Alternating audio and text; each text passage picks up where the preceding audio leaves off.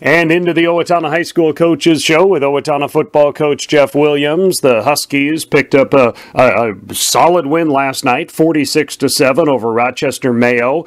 Mayo continued to kind of shoot themselves in the foot, but at times they did good things. They've got some good athletes. That's a good team. You guys had to play well. Yeah, they were a better team than what we saw on tape against Austin. We knew that they would be. They turned over the ball 8 times against Austin and dug themselves a 4-touchdown hole by, midway through the first quarter. And we knew that they would shore things up by week 2, and they did. And, put together some pretty nice drives in the first quarter. And, made the one mistake with the tip ball. Cade Service did a good job of getting his hand on a pass, and Mitch Weiss grabbed it out of the air and went in for a touchdown. But really, for the first 10 minutes of the game, that was about the only traction that we got. I think we probably had the ball for about a minute of that period of time, and Mayo put together a nice scoring drive. And so we were in a 7-7 ball game. But our kids settled down. Defensively, started to get some stops, put the ball back into our offense's hands, and then we started to come up and make some plays. So it was kind of fun to see us, face a little bit of adversity early on, and then respond to that adversity, because we didn't get that in week 1. The comments have been made about the weapons that Owatonna has offensively, and maybe we're finding a new one with a guy like Nolan Malo, who made some catches, including catching his first passes and his first touchdown pass, but 5 different receivers caught touchdowns, including the running back Williamson out of the backfield, once again indicating how many options Havelka and the Huskies have. Yeah, and that's nice to be able to move the ball around. It presents matchup problems for a defense to be able to, account for all of those kids. And, we started to dial some things up for Malo last week, running him at some tight end, some split end. He is such a big target, 6'4", 6'5". His 40 has come down tremendously. He's one of the fastest kids we have on the team. Wow. And to be able to utilize him as well, I think is really going to benefit us as we move forward. Caught some nice balls, and like I say, we kind of tried to dial some things up for him last week, and then it ultimately kind of came to pass last night with some of the same concepts that we've been working on for a couple of weeks. So you've got Malo and Kubista, who have great verticality, and then you've got Reichly and Budak, who are lightning fast, running around in the slot, and then Williamson out of the backfield, who's 6'1" himself and the fastest kid on the field. It makes it difficult for teams to match up with all 5 of those guys. Yeah, I think it was Kubista who went up so high in the air on one of those tosses. It may have looked like it was over his head initially, and then he just really elevated, showing his athleticism. Absolutely.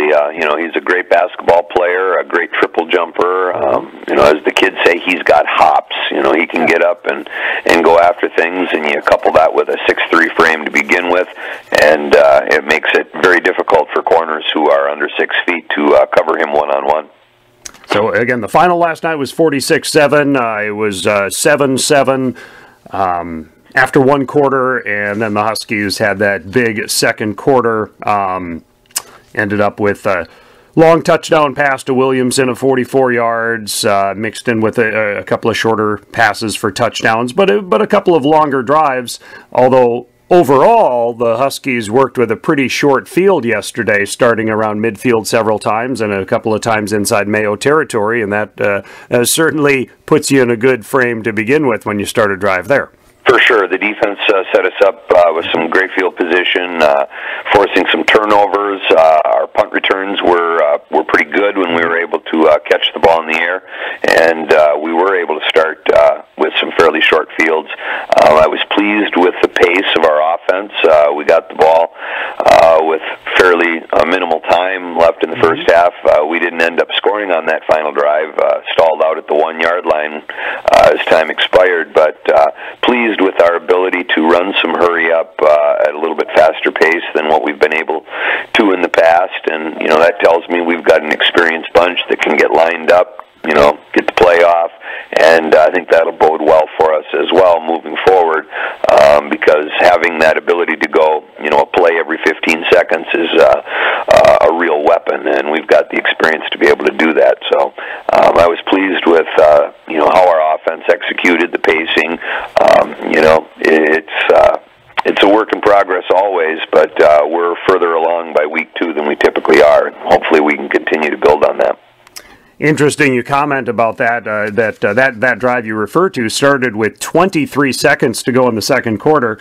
The Huskies had also started to drive with 2 minutes to go in the second quarter. You scored on that one and got the ball back. That's a lot of offense, in essence, in 2 minutes and 5 seconds to have the ball twice and nearly score both times. Yeah, and there were probably different things that we could have done at the 2-yard line, but when you've got Zach Mensink and Jason Williamson in the same backfield from the 2-yard line with one shot at it, I kind of liked our chances doing that. But, it would have been nice to get that touchdown because I think we kind of could have sealed that thing by halftime. But pleased with how the kids responded to that, came back out in the second half, and had a good third quarter and put the game on ice. And I was pleased, with how our kids responded. We didn't really see any adversity at all in the first game of the year, and our kids need to see that. They need to, come up short in a couple of things and then dig down for more. And we're going to continue to look for those situations throughout, the coming weeks, so that our kids, learn how to deal with things that don't go their way. And when you think about things that maybe didn't work out or mistakes that were made, are there some things that come to mind that become a focus of practice in the week ahead? Oh, yeah. There were a blown coverage, that allowed Mayo to score. Some things up front in our defensive line that need to get shored up. Got after Abe a couple of times for not getting a shift in the play call and shifting a receiver out and ending up in a formation that we didn't want to be in to run a play. Little things that people typically wouldn't notice that we just have to get better at. Football is a game of discipline, and it's not okay to do things 95% right. We're striving for 100%, and we still have work to do in that regard. And when we do, we're going to continue to improve as a team. Any injury notes from yesterday that you're aware of yet? No. At this point, the training room was pretty clean after the game, so we feel pretty good about that. Muller continues to have a little bit of a hamstring issue that's nagging him from the preseason, and we're going to have to continue to monitor that because, it's been a month now, and he's still tweaking it here and there, and, we're going to have to kind of consider what we want to do with that because those hamstrings obviously can become full season naggers if not dealt with properly. So we'll continue to monitor that situation. Everybody else seems to be able to go and seems to be in pretty good shape. And, I'm sure Caden will say, yep, I can go. But we're just going to have to continue to monitor that situation because he's a valuable part of what we do moving forward. We've got a big game with Austin on Friday night, but we've got big games down the road as well. So, you have to kind of do the cost-benefit analysis and see, what we want to do in those situations. Any update on Terrell Connor yet?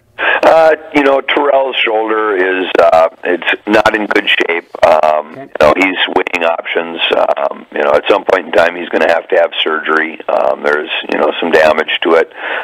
He sustained a dislocated shoulder during basketball season, and it's just kind of been nagging him. So we're going to have to kind of see. But I was pleased with how Brody Beach played. At this point in time, Brody's our guy.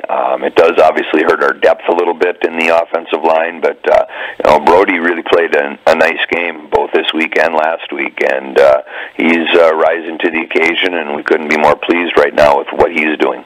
Maybe one or two more questions to wrap things up here. One of the best plays on short yardage for you guys was Rochester Mayo going offsides.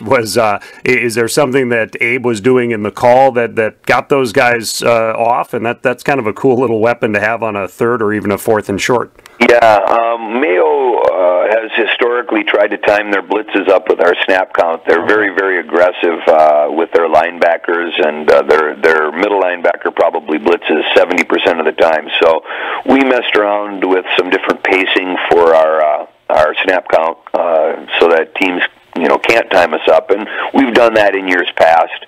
But we're really emphasized it last night, and we were able to get Mayo to jump off probably 4 times, and we typically save those for critical situations where, you know, we need a first down, it's 3rd and 4, and we were able to induce them to go offside. So that's something that you'll see periodically, especially with teams that really are aggressive up front and trying to come to see you and trying to time things up so that they can get a run through before the offensive line can even get out of their snap. You know, Mayo will have linebackers in your backfield. So just trying to kind of counteract that with a varied snap count. And then finally, what do we know about the Austin Packers at this point, a team that is 2-0 after they beat Red Wing yesterday? Yeah, it'll be interesting to see what that Red Wing tape looks like. The final score is a little bit closer, frankly, than I thought that it would be. Red Wing is really struggling and will continue to struggle. They just don't have a lot of kids playing football. So it'll be interesting to see what that video shows, and we may just not learn very much from it. Austin does some kind of interesting things defensively. They almost play a man-to-man all over the field. If you've got 5 guys in the box, they have 5 guys in the box, you know. If you go to 5 wide, they'll cover you up with 5 guys, and it's just a really kind of an interesting, almost like an amoeba defense. Wherever you go, they kind of ooze out there and cover you up. Their offense is very Texas Tech-ish. Back when Mike Leach was at Texas Tech, they'll run, or Art Briles at Baylor, they'll run, you know, line splits where there'll be 6 feet between linemen, 5 feet between linemen, and really try to spread the field.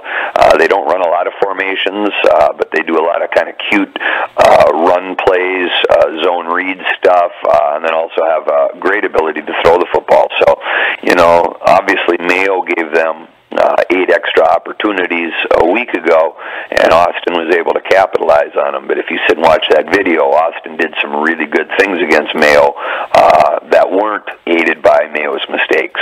They're a good football team. I believe they'll be the best football team that we'll have seen up to this point, and maybe the best football team that we'll see during the regular season. Wow. So it's going to take a good effort on our part, and we need to shore things up this week and make sure that we handle kind of the goofy things that they do. They like the onside kick, you know. They're just a lot of little subtleties to how they play the game that make them different than anybody else that we see. All right. Amoeba and ooze, biology teacher and football coach Jeff Williams. You got it. Hey, Jeff, thank you so much for the time. We'll see you in Austin next Friday night. Thanks, Roy. Look forward to it. It was 46-7, Owatonna over Rochester Mayo last night, and this is KRFO.